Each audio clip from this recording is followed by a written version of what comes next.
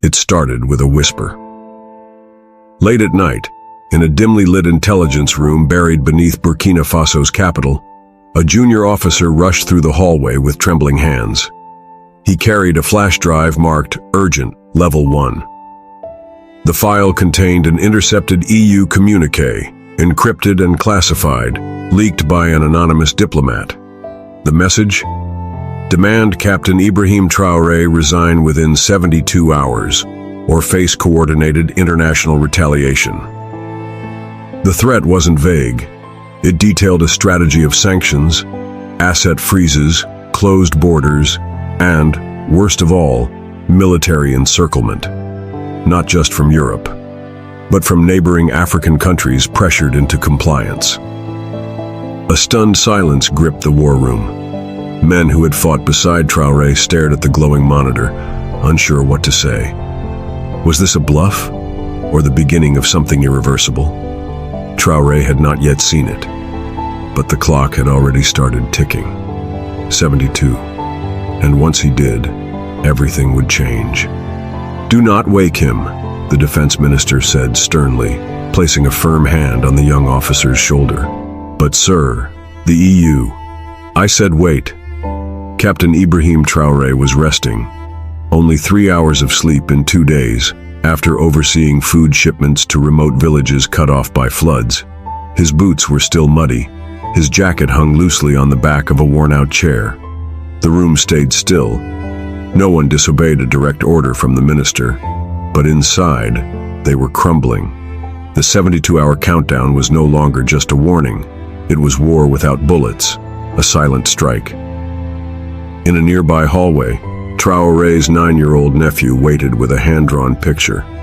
One of his uncles standing proudly beside the Burkina Faso flag, smiling. The boy had no idea what was unfolding just rooms away. The generals argued softly. "We should at least inform the African Union. We need to alert the press. If Traoré finds out too late..." Suddenly a voice rang out. "I already know." Everyone turned. Ibrahim was standing in the doorway, barefoot, tired, but with fire in his eyes. He had heard everything, and now they would hear from him. Captain Traoré walked into the war room slowly. No panic, no shouting, just silence. He looked at the blinking timer. 68, 49, 07. Then he looked at his team, his brothers, his friends, men who had followed him through rain, hunger, and death. "What else is in the message?" he asked calmly. "They're targeting our banks, our airspace, even trying to get ECOWAS to brand you as a rogue actor." Traoré nodded slowly. One general whispered, "We can still negotiate." But Traoré sat down and placed both hands on the table. "I will not resign." A gasp rippled through the room.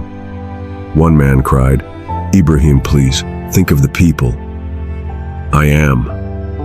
He reached into his pocket and pulled out the drawing his nephew had made. He held it up, his tiny image smiling beside the flag. "This is why I won't run." At that moment, he made a choice to speak to the world. They contacted every major news outlet. A global press conference would be held within hours. Europe wanted him gone quietly, but he was going to respond loudly, with the whole world watching, with the hearts of his people behind him. Burkina Faso awoke to whispers. Local radio stations were buzzing. Newspapers began vanishing from stands. One headline screamed, "Traoré given 72 hours by the West." Social media exploded. TikToks, tweets, live streams. Millions of young Africans shared the news with shock and anger. At the presidential office, a group of farmers had arrived before sunrise. They weren't there to protest. They came quietly, carrying yams, plantains, and dried fish, leaving them by the gates as a sign of support. Inside, Traoré met with his communications team. "We need to go live." His advisor hesitated. "They'll twist your words." "Then let them. But I will look every African in the eye and say the truth." A satellite feed was arranged. At 7:30 p.m., every major news station, from France 24 to Al Jazeera, received an invitation to a global press conference. It would be broadcast from Ouagadougou's new National Media Center, built just months before. The lights were being tested. The world's microphones were in place. The timer continued to count down. 58, 12, 41. The stage was being set for a showdown that would shake history. The media center was glowing. Massive LED screens shimmered in soft gold. Flags of every nation lined the back wall. Cameramen whispered. Translators checked their headsets. Security scanned every corner. It felt more like a summit than a press conference. And at the center of it all, one single chair. Captain Ibrahim Traoré hadn't arrived yet, but the room was packed. Western journalists had flown in overnight. African youth influencers were live streaming from every angle. Outside, thousands stood silently, watching the building on large public screens. One little girl, no older than 8, held a sign that read, "My president is not for sale." Backstage, Traoré sat alone, dressed in a clean, pressed uniform. Not his usual fatigues. This was a moment that demanded both humility and force. An aide entered nervously. "Captain, they're ready." Traoré rose. He passed the mirror but didn't stop. His eyes were firm. His jaw was set. The whole world was watching. Some hoped he'd bow. Others wanted to see him fall. He had no script, no teleprompter, only truth. He stepped into the light, and everything went silent. Cameras zoomed, lights flared. The silence was electric. Captain Traoré sat down. He looked directly into the camera. His voice, when it came, was calm, almost too calm. "To the people of Burkina Faso, and to all those watching from across Africa and beyond, I will speak clearly, so even a child can understand me." He paused, then continued. "I have been given 72 hours by European leaders to resign or face consequences." Gasps rippled across the studio. Some reporters exchanged glances. The threat had not been officially confirmed until now. But Traoré didn't blink. "Let me be clear. I was not elected by Brussels. I was not chosen by Wall Street. I was chosen by the cries of widows, the hunger of farmers, and the courage of the youth. I will not resign." The room remained frozen. If they want to crush us for standing on our own feet, let history show we stood anyway. No applause, no noise, but something had changed. You could feel it. Across Africa, millions of people wiped tears from their eyes, and the EU, they were no longer in control of the narrative. The moment Captain Traoré spoke those words, something shifted. From Ouagadougou to Johannesburg, from Lagos to Nairobi, televisions were glued, phones were held tight, and hearts pounded. Social media lit up with "Ibrahim will not resign." People shared videos of the broadcast, tears streaming down faces in crowded homes and dusty villages. At the European Union headquarters, diplomats scrambled. Behind closed doors, heated arguments erupted. One official whispered, "He's not just resisting, he's inspiring." Across the world's capitals, advisors warned, if we push him too far, it could spark unrest. Yet some hawks argued, we must be firm. No one can defy the EU and win. Meanwhile, back in Burkina Faso, Traoré's people gathered in public squares, holding candles and singing their national anthem. Their chants echoed through the night, strong and clear. Traoré sat alone again, studying the faces of his people on a cracked phone screen. His hands trembled, not from fear, but from the weight of responsibility. "This is bigger than me," he thought. "This is for all of us." The hours passed like a storm creeping closer. The EU announced sanctions on Burkina Faso's banking system, freezing millions of dollars. Neighboring countries began closing borders. Food shipments slowed. Prices in markets soared. Yet Traoré's resolve did not waver. In a secret meeting, His closest advisors urged caution. "Captain, our people are hungry. If we don't compromise, lives will be lost." He looked around the room, eyes tired but fierce. "Have we ever backed down from hardship? Have we ever abandoned our people?" "No," the room whispered back. Outside, mothers whispered prayers over their children. Schools closed early. Electricity flickered. Still, the defiant message went out. "We will stand. We will survive." The clock ticked. 24 hours left. Late that night, Traoré returned home. The compound was quiet except for a soft sound, a child humming. It was his daughter, Awa. She sat on the floor holding a simple drawing, a small house beneath a shining sun. She looked up, eyes wide. "Papa, will the bad men go away?" He knelt beside her, heartbreaking. "Sometimes," he said softly, "we have to face the bad men, so they never hurt us again." Awa smiled, trusting. He took her hand. "In 72 hours, the world wants me to quit. But I promised you, and all children like you, that I will fight for our future." Tears welled up, not from weakness, but from the deep love that fueled his courage. Outside, distant sirens wailed, but inside, a father and daughter shared a quiet hope. The battle was far from over. Time was running out. Despite the storm brewing in Burkina Faso, the world's biggest powers seemed quiet. Too quiet. In New York, diplomats whispered behind closed doors. In Brussels, bureaucrats typed out carefully worded press releases. But on the streets of Ouagadougou, the people were restless. Shopkeepers closed early. Children stared at empty schoolyards. Mothers clutched their babies tighter. Traoré's name was a prayer and a battle cry. But the silence from global media outlets felt like a weight crushing hope. Traoré sat in his office, staring at a photo of his late mother. "Where are the voices of justice?" he wondered aloud. His aide replied softly, "They wait for us to fall." He shook his head. "We will not fall. We will rise." Outside, the wind carried the sound of drums, the heartbeat of a nation refusing to be broken. Only 12 hours remained. A high-ranking EU envoy landed quietly in the capital. He requested a private meeting with Traoré. Inside a tense room, the envoy handed over a sealed letter. "Open it when you're alone," he said, his voice cold. Traoré obeyed. The letter was a final warning. Step down before dawn, or face coordinated isolation, military intervention, and loss of international support. Traoré folded the letter carefully. He looked out the window at the city lights. "This is no longer just about me," he said.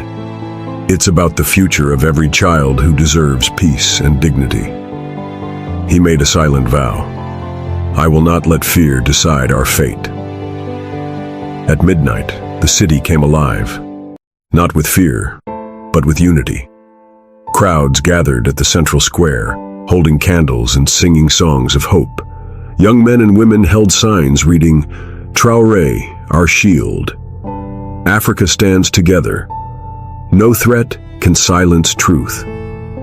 A young girl stepped forward and spoke into a borrowed microphone. "My father taught me that courage is standing up even when you're scared. Captain Traoré is our courage." Her voice cracked, but the crowd roared in agreement. From the studio, Traoré watched the live feed. Tears welled in his eyes, not from weakness, but from pride. He whispered, "We are stronger than any threat." The 72 hours were almost over. The world waited. The night air in Ouagadougou was thick with tension. But inside the presidential compound, a quiet calm settled. Captain Ibrahim Traoré sat alone under a small lamp, writing a letter to his people. The words came slowly, but carried the weight of his heart. "To the mothers and fathers, the children and elders who have stood with me, whatever tomorrow brings, know that your courage has lit a path through the darkest nights." Outside, Distant drums echoed through the streets, an ancient call to resilience. His closest advisors urged him to rest, but sleep refused to come. He stared at a worn photo of his late father, a humble farmer who taught him about sacrifice and honor. "I promised them a future," Ibrahim whispered. "No matter what happens, I will keep that promise." In the quiet, a single tear escaped. Not of fear, but of love for a nation that depended on him. Tomorrow was the day everything could change.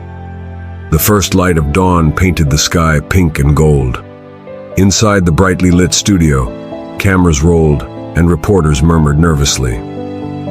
Captain Traoré entered with steady steps. No sign of doubt, no trace of fear. Behind the glass walls, thousands watched on screens, his people, neighbors, and the world beyond. He took a deep breath and faced the cameras. "Today," he said, voice clear and strong, "I stand not as one man, but as the voice of my people who refuse to bow." His words struck like thunder. He spoke of peace, unity, and sovereignty. The ultimatum was meant to silence us. Instead, it has made us louder. The studio lights seemed to shine brighter, as if the hope in that room could light the world. Tears streamed down the faces of viewers who saw not just a leader, but a father, a soldier, a symbol of hope. As Traoré's speech ended, silence swept over the global news networks. No one moved. The EU leaders met in emergency session. Allies waited for their next move. In Burkina Faso, celebrations quietly began, but fear lingered. A mother hugged her child tightly. A young man clenched his fists in determination. Traoré walked out of the studio and looked up at the sky. The sun was fully risen now. No one knew what the next hours would bring. But one thing was clear. The man who refused to step down had changed the course of history, and the world was watching. The hours that followed were heavy, like the pause before a storm breaks. Diplomats from around the world huddled in frantic calls. Press headlines debated consequences. But in Burkina Faso, something deeper was stirring. Traoré stood once more before his people, not in a grand hall but outside, beneath a vast sky.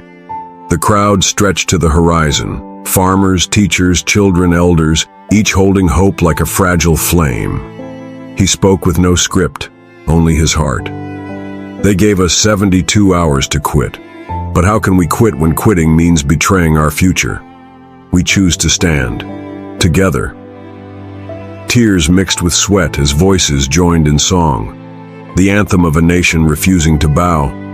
The world watched in awe, some in fear, some in respect. For the first time, the global stage was not about power alone, but about courage and dignity. Pressure mounted like thunder. The EU deployed sanctions, cutting Burkina Faso off from financial systems. Yet, the people adapted. Markets reopened with new energy. Young entrepreneurs created makeshift businesses. Communities shared resources. International aid groups risked travel to bring medicine and food. Inside the government compound, Traoré met with his advisors. "This is a war of survival," he said. "Not guns, but hope." His eyes scanned the faces around him, tired but unbroken. He called on African leaders for unity, sending a message louder than any ultimatum. A new alliance began to form, one built on respect, self-determination, and the refusal to be silenced. The tide was turning. When the 72 hours ended, no resignation came. Instead, a new chapter began. The world had witnessed not defeat, but resilience. Traoré walked through the streets of Ouagadougou, greeted by tears, laughter, and songs. Children waved handmade flags. Elders blessed his path. He stopped before a small school, watching as young faces stared up with hope. He whispered softly, "This is why we fight." His story became a beacon, not just for Burkina Faso, but for every nation where voices long to be heard. If this story touched your heart, If Captain Ibrahim Traoré's courage inspired you, please like and subscribe for more real stories that matter. Drop a comment below and tell me what part moved you the most or what courage means to you. Your words give this channel life and help us grow this community of truth and hope. Together, we keep the light alive. Thank you for watching. Stay strong. Stay hopeful.